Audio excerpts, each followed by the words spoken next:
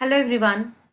Uh, with the Laplace transforms, we'll be dealing here with the Laplace transform of few elementary functions. It's like that these are the standard functions and we'll be using or we'll be solving the Laplace transform of rest of the other properties using these elementary functions. So by the end of the session, you'll be able to uh, find the Laplace transform of the elementary functions. Okay, find the Laplace transform of a constant function f of t equals to 1, which is 0 less than equals to t is less than infinity. Now, as I have told you in the last session that I'll be using the Laplace transform, that is L of f of t, as sometimes capital F of s, sometimes small f bar of s, sometimes phi of s. So it will be mixed. So that just my intention is just to make you introduce and make you remember the notations of the Laplace transform. So you should not get confused with the small f bar of s, with capital F of s, or with phi of s, or with some simply L of f of t. So all of them are known as Laplace transform of the function. Okay, so the definition gives us this 0 to infinity e to the power minus st f of t dt, and therefore this f of t is been getting replaced as 1 because this has been given as the function, and now this is integration from 0 to infinity. Now directly it's not possible to go and find out the Laplace transform of e to the power minus st dt from 0 to infinity, and that is why we have to take the help of the limit here. So how that limit will work as limit b tends to positive infinity, that is 0 to b. So if you'll observe this b, we have said that this is 0 to infinity. We have said that b tending to infinity and integration 0 to b, right? And e to the power minus st dt. Therefore, the limit b tending to infinity, which is nothing but if I'll just take the this integration of this, it would be e to the power minus st upon minus s, because we are integrating with respect to t. Therefore, this minus s will come in the denominator. Limit will go from 0 to b, provided s should not be 0. What will happen if s is 0? If s will be 0, then this will go to infinity and this is not exist. This quantity will not exist. And therefore, we have to have the s not equals to 0. Now, what will happen in the next step? It will be limit b tending to infinity, and we are just putting the upper limit minus the lower. I have told you the last session as well. It's upper limit minus the lower limit. Minus the lower limit. So every t has been replaced as b minus every t is replaced by t as 0. So e to the power minus s minus e to the power 0 by minus s, and therefore this limit b tending to infinity of this function, so e to the power 0 is nothing but 1, which is this way. Now again we have to recall it here, e to the power minus x, which is 0 if x is plus infinity, and this becomes infinity if x is minus infinity, right? And therefore limit b tending to infinity e to the power minus bs upon minus s would be 0 if s is greater than 0. So these are the very important conditions, like when s is greater than 0 and when s is less than 0. What will happen if s is less than 0? That time are this e to the power minus x, that would be if I will say my x is equals to minus infinity, so this would go to infinity, that e to the power minus infinity would go to this infinity, and that is why we have to have two values over here, and therefore limit b tending to infinity e to the power minus bs upon minus s is equals to 0 for s greater than 0, and it is equals to infinity, that is not defined when s is going to less than 0. Okay. And therefore f of s is equals to 1 by s is greater than 0. So this condition holds good only if I have s is greater than 0, otherwise it will not be no, we are not getting the value of Laplace transform of 1. So in short, what is it? Laplace transform of 1 is equals to 1 by s. So we have just proved. Purposely, I have taken this proofs just understanding, and the maths enthusiast people will definitely find out the interest in this proofs. The Laplace transform of e to the power e to the power at is 1 upon s minus a. Laplace of e to the power at, according to the definition, we have just put e to the power minus st into e to the power at. So we have just got combined over here. And after that, this is again, we have to go for limit here, limit t tending to infinity, 0 to t e to the power minus s minus a t dt. Therefore, 0 to t, right? 0 to t, what is it? It is e to the power minus s minus a t dt, which is equals to t if s is equals to a. So what will happen if s is equals to a? What will happen here? S is equals to a means what? It would be 0. So e to the power 0, that is 1. Integration of e to the power 0, that is 1, is equals to t, so small t, and this would give me the value as small capital T. What will happen if, what is the condition if s is equals to a? What will happen if s is not equals to a? In that case, we will be getting the limit of, or you can say the integration of this as 1 minus e to the power minus s minus a t upon s minus a. So it's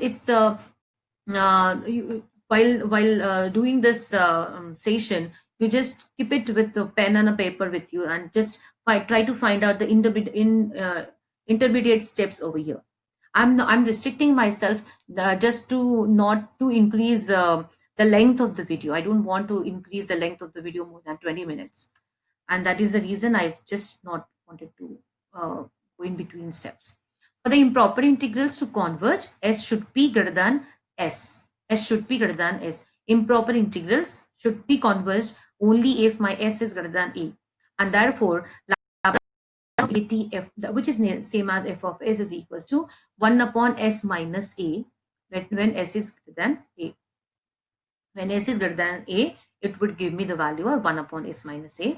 And if, what will happen now, suppose for example I'm putting a is equals to 0. Now let put a equals to 0 over here. So what will happen? E to the power 0, that is e to the power 0, that is 1. So Laplace of 1 is equals to, I'm putting a is equals to 0 here again, so this will give me 0, so it's 1 by s. So what we have done in the previous step, the same answer we have got it here. So Laplace transform of 1 is equals to 1 by s.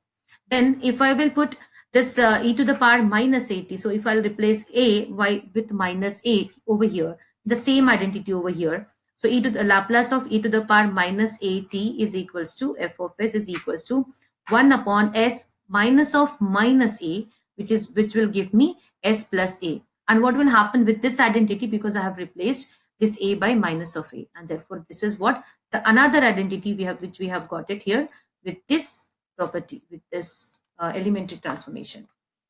And then if I have the Laplace transform of c to the power at, which is same as Laplace of e to the power at log of c. It's simple property of the logarithm, and which is equals to 1 upon s minus a log of c if s is greater than a log of c and c is greater than 0. So these are the few properties, or you can say the corollaries from this particular things. Okay. Then find the Laplace transform of cos hyperbolic at, that is cos hyperbolic at. We know that the cos hyperbolic at is equals to, now since we have found out e to the power at as the Laplace of e to the power at, Laplace of e to the power minus at, let us take the help of those functions. So we have got this e to Laplace of e to the power at 1 upon s minus a, e to the power minus at as 1 upon s plus a. And therefore we have got this value of cos hyperbolic at in terms of e to the powers e to the power at plus e to the power minus at. We have just put those values over here. So half will come out. Then Laplace of e to the power at plus e to the power minus at. So actually this half has come out because of the linearity property, and this L has come inside this because of the linearity. That will be the next session. We'll be going ahead with the linearity property of this one. And therefore 1 by 2 Laplace of e to the power at plus Laplace e to the power minus at.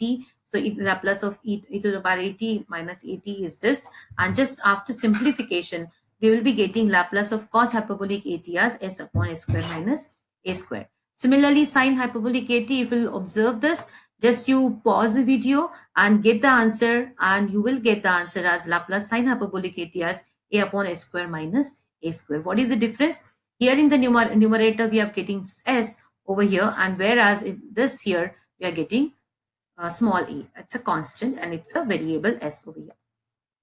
Similarly, we can make use of this to cos hyperbolic at and sin hyperbolic at, and we can get it sin at and cos at as e to the power I at is equals to cos of at plus I sin at.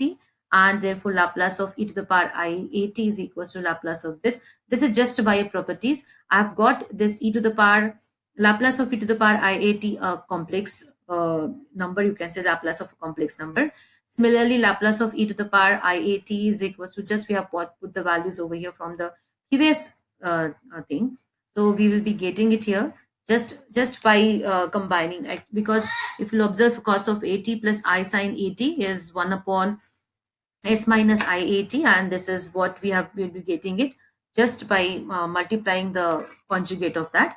So just by doing that, s plus ia upon s square plus a square, equation number 1 and equation number 2. So we'll be getting it like this. So Laplace of cos of at plus I sin at is equals to s upon s square plus a upon s square plus a square, which I forgot it here, I guess. Yeah, this is I over here. So comparing two sides, so it's nothing but comparing two sides, and we'll be getting Laplace of cos of at as s upon s square plus a square, and Laplace of sin at as a upon s square plus a square. And therefore we have got this. So if you observe this, we have got the Laplace of cos hyperbolic at, sin hyperbolic at, cos at, and sin at. So we have got it in this slide. We have got the 4 different elementary transformations of Laplace. Okay, then Laplace transform of t to the power n. This is also very important function, t to the power n, when n is non-negative real number. So again, by the definition, this elementary transformation, most of the elementary transformation can be solved using the definition of transformations, using the definition of LT, that is Laplace transform. So it's again, if you observe this, f of t has been replaced as t to the power n. So now it's t to the power n, and if we are putting this st, so what we have done it here, this st has been replaced as, so we have got it here, the substitution, st is equals to x, therefore t is equals to x by s, therefore dt is equals to 1 by s times dx, and therefore give so accordingly that because the limit is from 0 and infinity, what will happen if t is equals to 0? It will go to infinity. T is moving from 0 to infinity, x will also move from 0 to infinity. It's very easy to just see it, because we are just doing the transformation, just a shifting of x. So it's Laplace of x t to the power n is x is from 0 to infinity, e to the power minus x by s to the power n, 1 by s dx. So we have just put the substitution everywhere, whatever it is. It's minus st is this x over here. T has been replaced as x by s, so t x by s to the power n, and this dt has been replaced as 1 by x dx, and the limit is 0 to infinity. So now 1 upon s to the power n plus 1 is a constant. Why is that so? Because the variable of this integration is x. So other than x, the remaining all the other alphabets would be the constant. So therefore we have got s as a constant. So e to the power minus x to the power n dx. Now again come back to this. This is very important identity of gamma function. Gamma of n is equals to integration of 0 to infinity e to the power minus x to the power n minus 1 dt. And so again, it's by the definition. So it's very important to understand the definition of any function. Where if you wanted to excel in your mathematical skills, it is very important to understand the definitions of each and every function. So this is nothing but the definition of the gamma function. And if you'll observe this, so it's x to the power n, whereas we have got x to the power n minus 1 over here.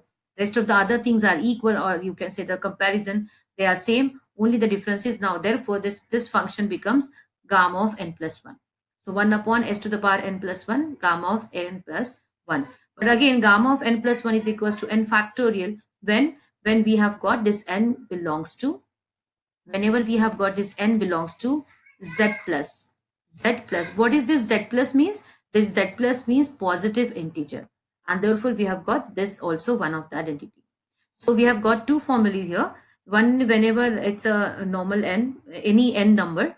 So we have got gamma of n plus 1 upon s to the power n plus 1. And another formula is n factorial upon s to the power n plus 1. When this n factorial will come into the existence, only if this n belongs to z plus. Now, if n is equals to half, then what will happen? I have just taken two small examples to make you understand with this formula. So Laplace of t to the power half, which is equals to, by this formula, 1 by 2 factorial s to the power n plus 1. We cannot take the factorial here. We have to go for gamma. And therefore, it's gamma of 3 by 2 s to the power n 1 by 2 plus 1, right? And therefore it's nothing but 1 upon s to the power 3 by 2 gamma of, square root of pi by 2. What is this square root of pi has come into the picture? Because it's nothing but the gamma of half. Gamma of half is nothing but the square root of 2, right? Square root of pi, sorry.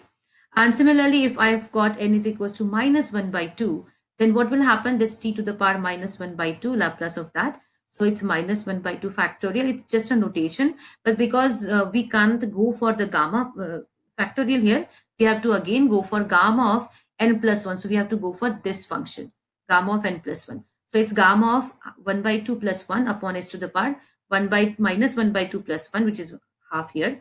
And therefore, it's gamma of half upon square root of s, which is equals to square root of pi upon s. So these are the very important elementary functions and the Laplace of them. Therefore, this is in a combination or in one single slides, I would like to give you all the formula at one go. So Laplace of 1 is 1 by s, Laplace of t to the power n as n factorial upon s to the power n when n is 0, 1, 2, 3. Otherwise, it would be gamma of n plus 1 upon s to the power n plus 1 and so on. All these properties we have solved already. Okay, and again, come back to our self-observation. I have introduced this, the new slide in my sessions only to make you practice for this particular thing. So what kind of questions you would be expecting in the exams whenever you will be solving this type of examples, and what would be the question? So in that way you will able to practice. Now in this formula, all those 7 properties I have solved it here, and that is why I have given you to redo the things. Just you pause the video or complete the video, just go through the all the properties again and try to solve these properties again. So t to the power n sine hyperbolic at and e to the power minus at. So you have to solve this as a self-observation slide. I hope you have understood the importance of this elementary functions, and here onwards, instead of going for the definition and solving the Laplace transform using the definition, we'll be making use of all these.